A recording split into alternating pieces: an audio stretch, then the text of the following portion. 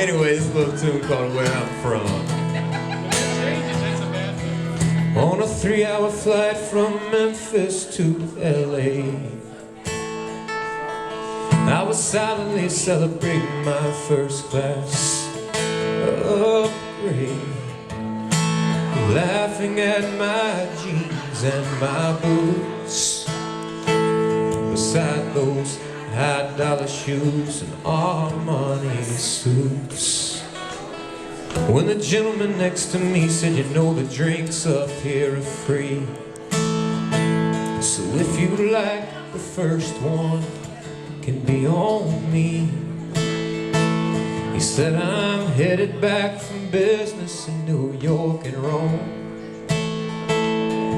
Tell me, son, where do you call home? I said, I'm from the front pew of a wood and white church, a courthouse clock that still don't work, where a man's word means everything, where moms and dads were high school flames who gave their children grandmother's maiden name. Yes, it may not sound like much, but it's where I'm from.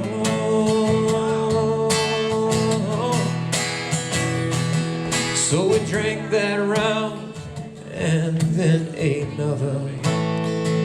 There wasn't a topic in this world we did not cover. He said, I headed out west when I was barely 19,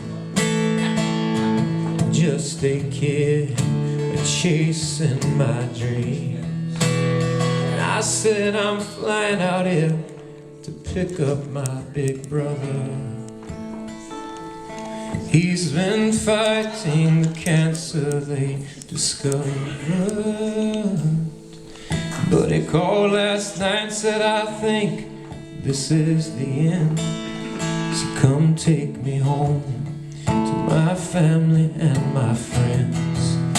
Well, the quarterback needs the homecoming queen, the trucks are Ford and the tractor's green, and Amazing Grace is what we sing.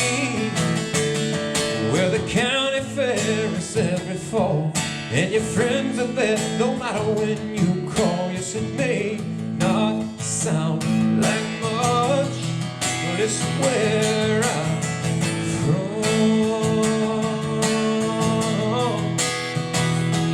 And as we stood to claim the bags we checked, he said, I pray for you, brother, and did I mention that Italian suits haven't always been my style?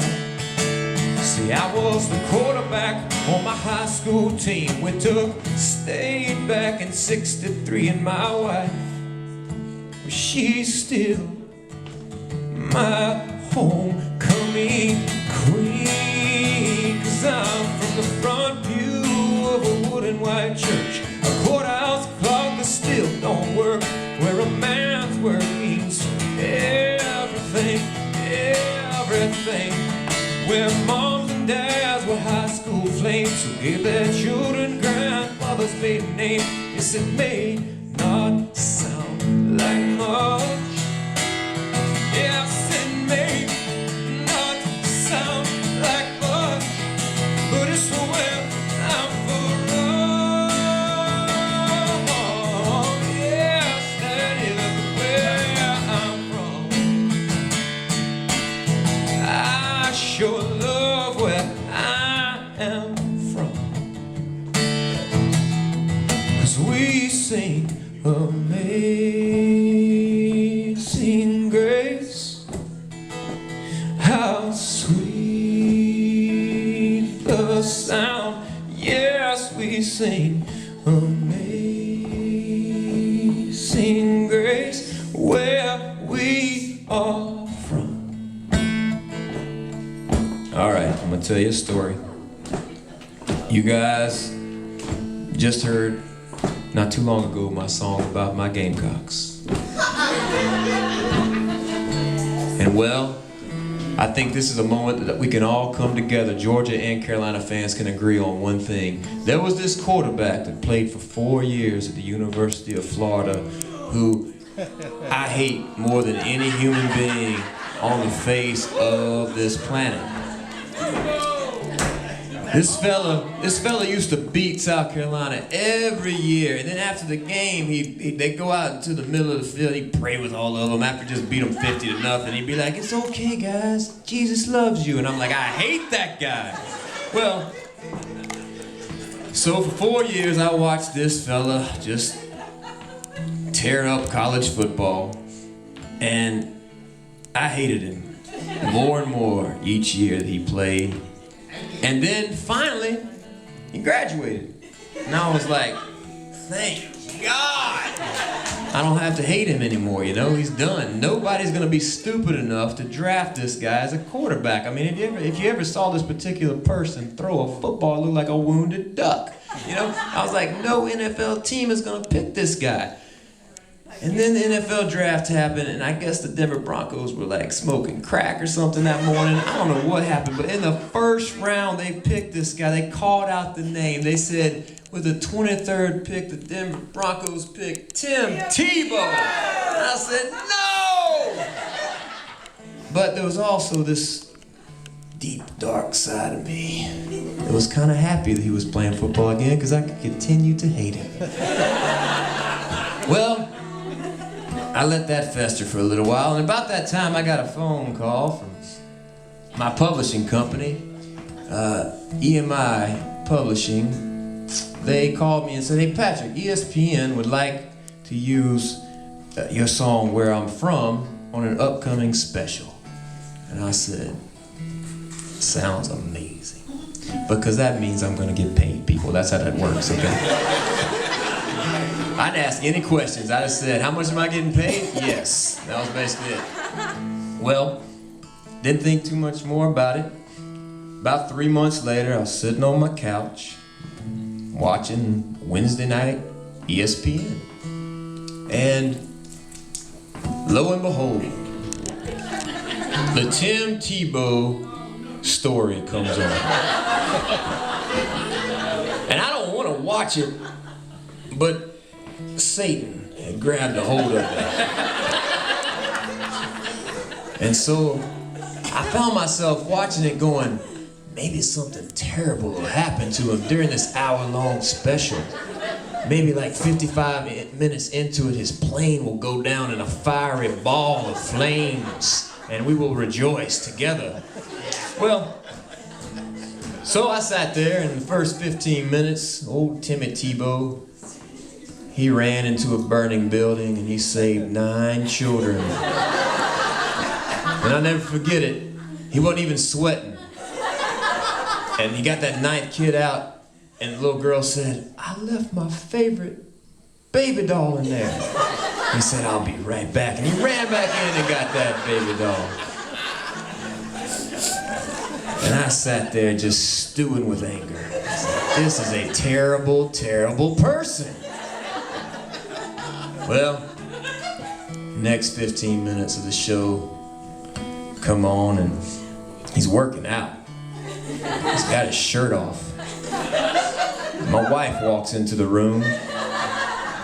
She goes, "Who is that?" I said, "It's Tim Tebow." She goes, "Wow, that's what it looks like when people work out?" I was like, oh my God, I hate this guy. I'd almost given up hope, people. I'd almost given up hope that anything bad was going to happen, because we were 30 minutes into it by this time. And, well, then he was in a soup kitchen in Oakland. He was feeding wounded veterans. And I just couldn't help but thinking how I just was hoping that something bad, he'd have a heart attack, something just terrible would happen, and nothing happened.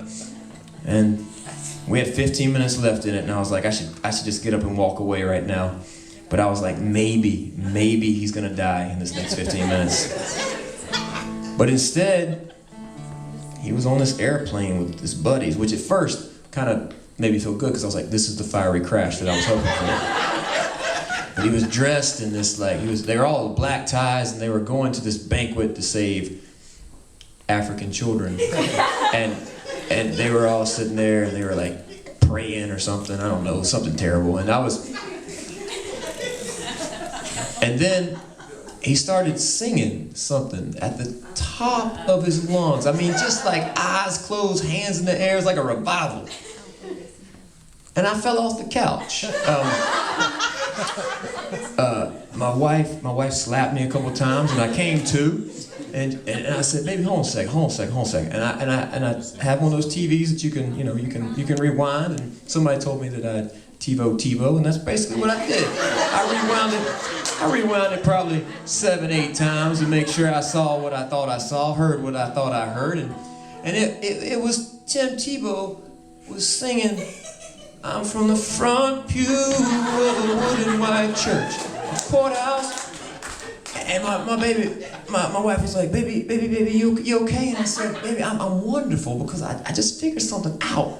And she said, "What?" And I said, "Tim Tebow is my favorite football player of all time." And that's why I know it's been a rough week for Tim Tebow. It's been really hard for him. You know, he got let go from the Jets and everything, but he's going to be okay. He's going to be the quarterback of probably win the Super Bowl this year. I don't know with who, but he's the greatest football player of all time. And so I just want you guys, if you will, to remember that as I sing this for Tim Tebow and all of you. I'm from the front pew of a wooden white church, a courthouse clock that still don't work, where a man's word means everything, where moms and dads were high school flames who gave their children grandmother's maiden name. Yes, it may not sound like much. Yeah, I said it may not sound like much, but it's where I'm from. I sure love where I am from, Tim Tebow, and where I am from. Thank you guys. James, I was going to close this out for you. Thank you guys. Thank you guys so much for having me.